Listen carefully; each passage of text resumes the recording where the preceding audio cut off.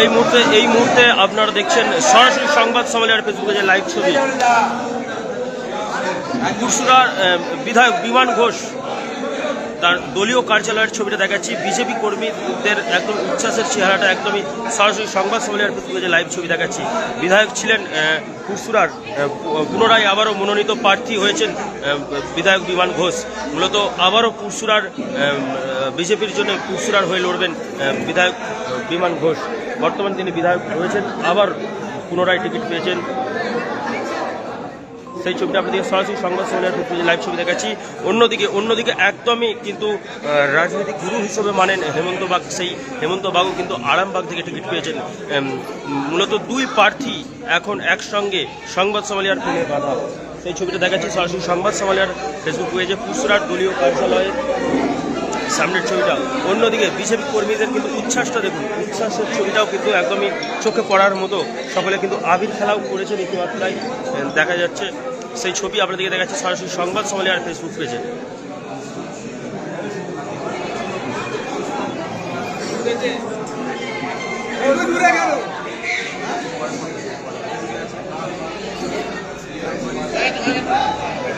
আপনারা দেখছেন সেই ছবি সরাসরি সংবাদ সম্মেলনের ফেসবুক পেজে। বিধায়ক বিমান ঘোষ এবং প্রার্থী পুরসুরার প্রার্থী আজকে ঘোষণা হওয়ার পরেই কিন্তু বিজেপি কর্মী সমর্থকদের মধ্যে উচ্ছ্বাসের চেহারাটা। বিভিন্ন এলাকা থেকে কিন্তু সেই ছবি আপনাদেরকে দেখাচ্ছি সরাসরি সংবাদ।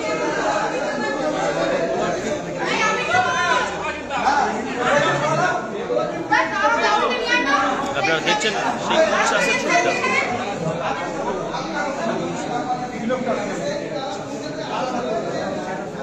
ছবিটা দেখাচ্ছি আমরা সরাসরি আবির খেলাও চলছে।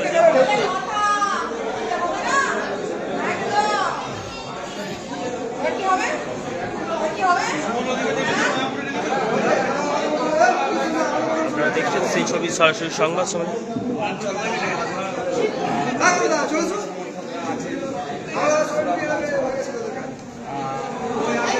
ওই বাইকটা রক আর একটা রক করে দেবে।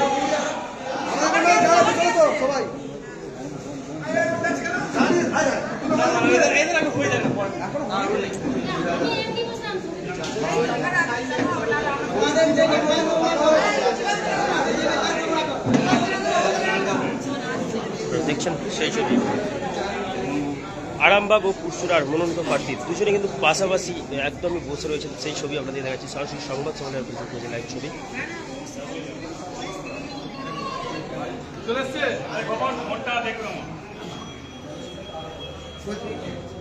বলছি বাইক নেবেন আপনারা এখন না আমরা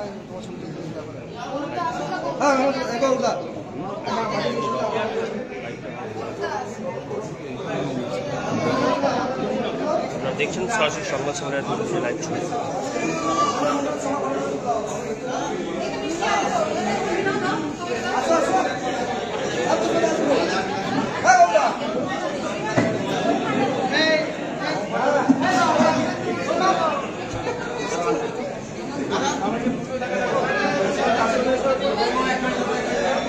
মিষ্টিমুখ দেখতে পাচ্ছি বিজেপি কর্মী সমর্থকরা, তারা কিন্তু মিষ্টিমুখ করাচ্ছেন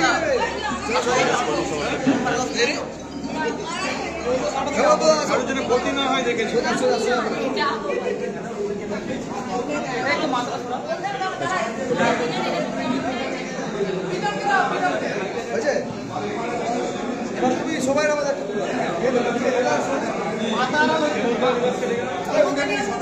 ছোট হয়ে গেছে।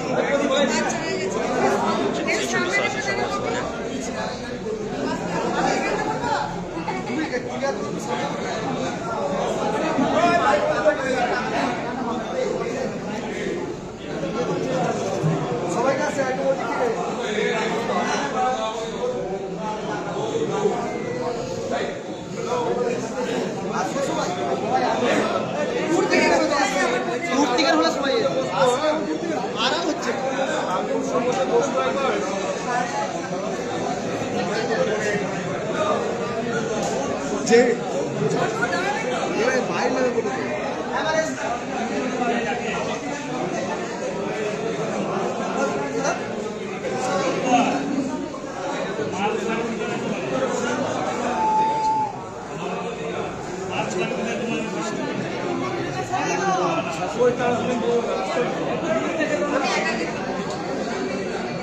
দেখছেন সরাসরি সংবাদ সম্মেলন।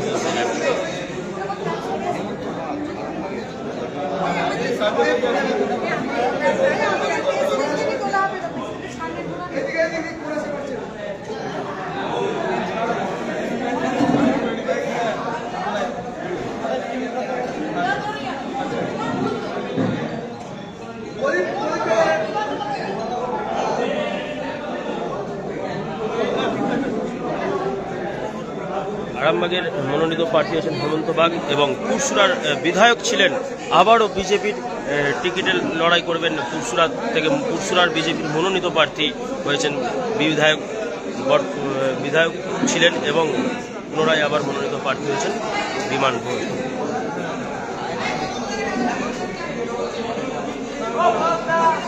আপনারা দেখছেন ওরা তুলেছে আর ওইভাবে যদি তুলতে যাও তাহলে এরা বাইরে, এরা আবার বাইরে করে ওয়েট করছে তো দেখে তো ছিল। আপনারা দেখছেন সেই ছবি সরাসরি সংবাদ সম্মেলনের লাইভ ছবি।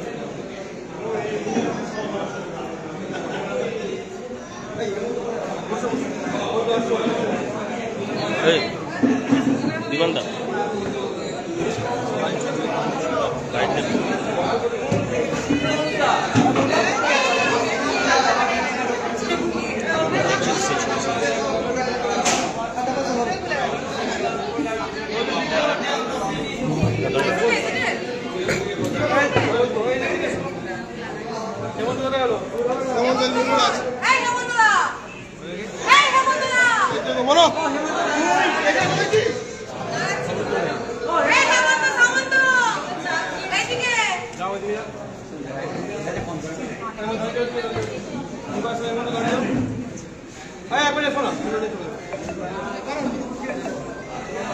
তুমি যাও একটা ছবি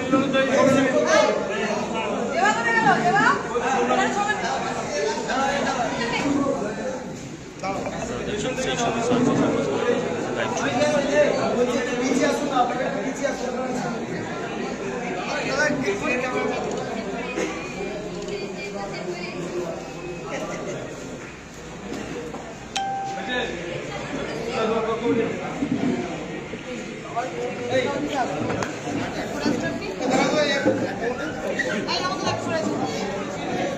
এই লাইটটা বন্ধ করে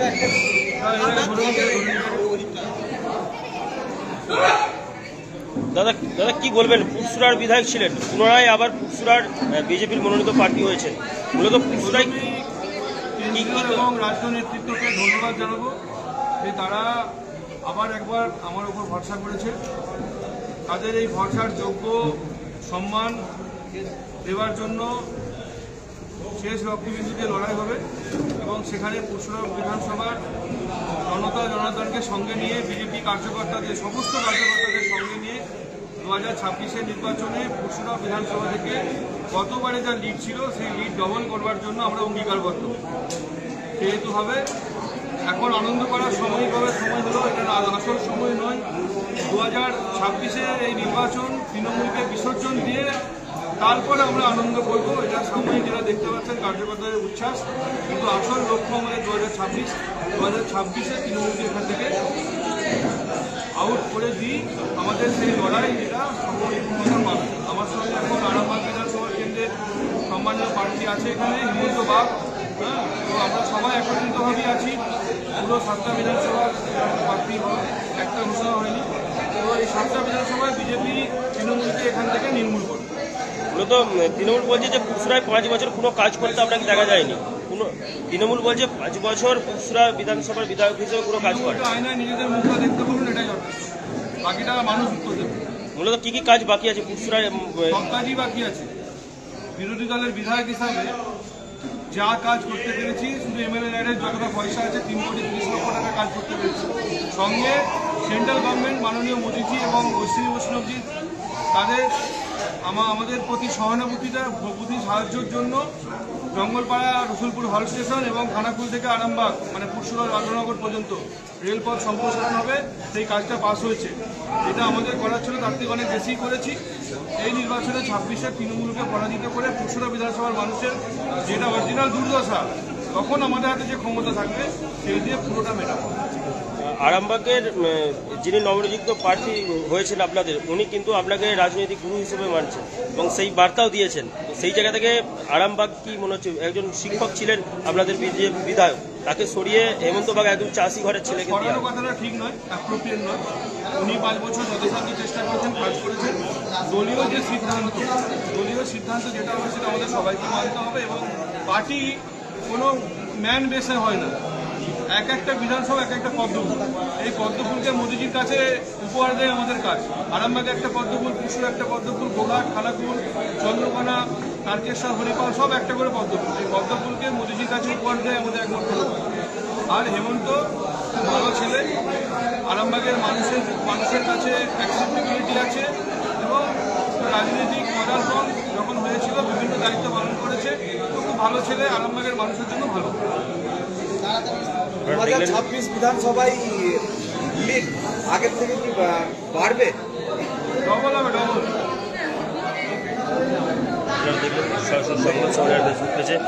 লাইভ ছবি মূলত দাদা কি বলবেন? আবারও পুরসুরা যেটাকে রাজনীতির গুরু হিসেবে মানছিলেন, তার পাশে বসে একই সঙ্গে লড়াই এবং আরামবাগের হয়ে প্রার্থীর টিকিট পেয়েছেন, কেমন লাগছে কি বলবেন? ভালো লাগছে, কারণ একটা জিনিস বলে দিচ্ছি, আমার মধ্যে একজন সাধারণ বিজেপি কার্যকর্তাকে ভারতীয় জনতা পার্টি একটা গুরুত্বপূর্ণ বিধানসভায় প্রার্থী করবে, এটা আমার স্বপ্নের বাইরে ছিল।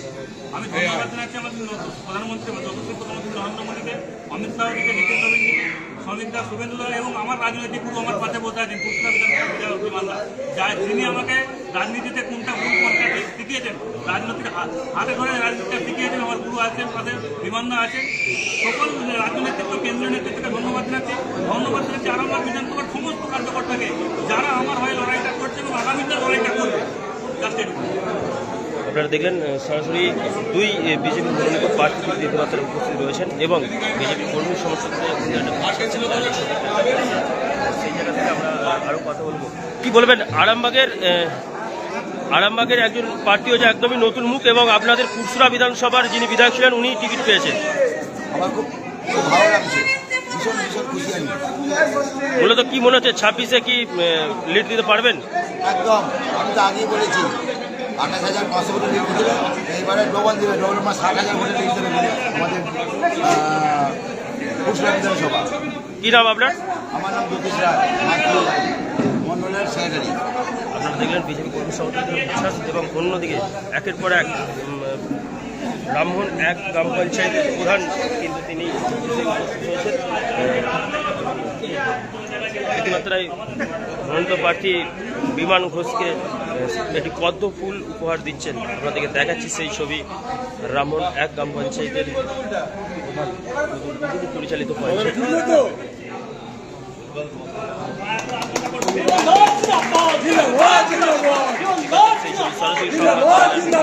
দেখাচ্ছি। অন্যদিকে হেমন্ত বাগও কিন্তু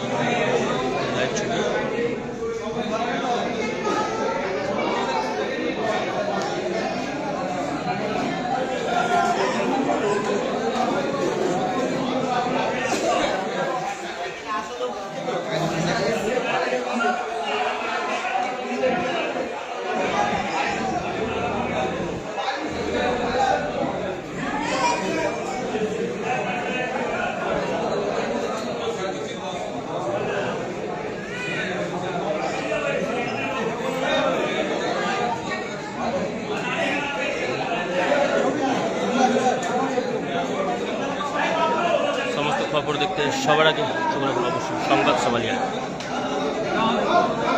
এবার হাতের কাছেই মিলবে অত্যাধুনিক ও নির্ভরযোগ্য স্বাস্থ্য পরিষেবা।